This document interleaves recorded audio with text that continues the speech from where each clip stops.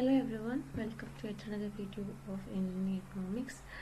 In this video we are going to see about types of banking.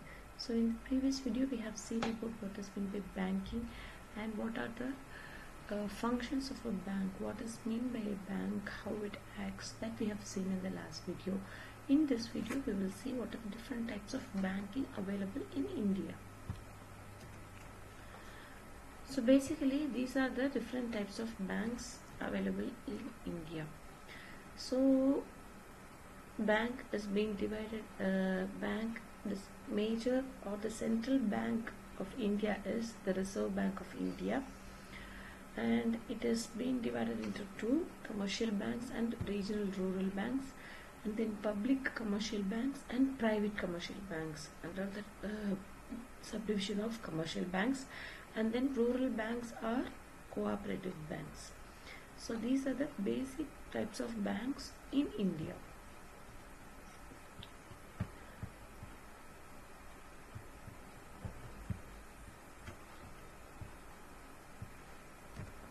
So these are the different types of banks in India. First is central bank.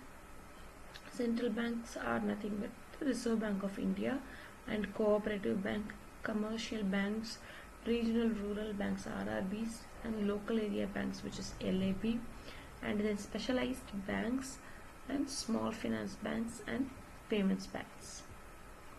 First we will see about central banking, which is nothing but Reserve Bank of India. The Reserve Bank of India is India's central bank, also known as the banker's bank.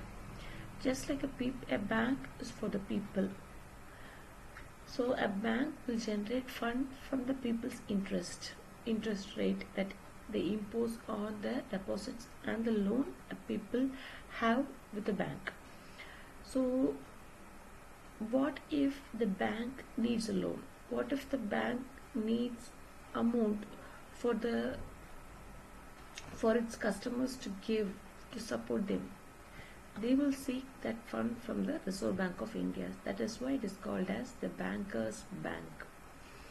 The RBI controls the monetary and other banking policies of the Indian government. It is the mother bank for all the banks in India, and it controls the monetary and banking policies of India.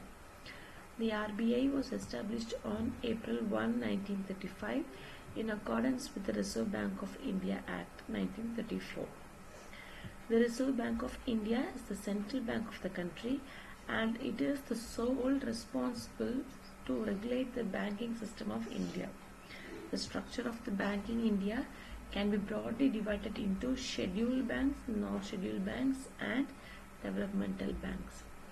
Banks that are included in the second schedule of the Reserve Bank of India Act 1934 are considered to be scheduled banks, and these scheduled banks have certain facilities. They can enjoy certain facilities, which are they become eligible for debts or loans on bank rate from the RBI, and they automatically acquires the membership of a clearing house, and also these banks will have any mutual transactions with the RBI. And all other banks which are not included in the second edition of the RBI Act of India 1934 are considered to be non-scheduled banks, and these banks are not eligible to borrow money from the RBI for their banking purpose except during emergencies. So these non-scheduled banks have no direct link with the RBI unless and otherwise they face emergencies. So these scheduled banks are further divided into commercial banks and cooperative banks. So these are the basic functionalities of an RBI, and any banks that come into existence in India will be a part of this RBI. Why the need for this much amount of scheduled banks, that is commercial banks, arises in India is that RBI being the sole for monitoring credit policies in India, They cannot have a number of people to have their in a highly populated country cannot have a single bank to do all their for all their needs. So the Reserve Bank of India made a mutual uh, agreement with in connection with India's government, and they made scheduled banks to come into existence. That is how these number of banks were raised in India.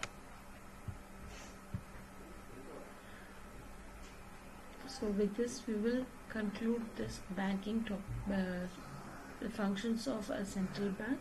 In the next video we will see the structure of a banking system in India. Thank you.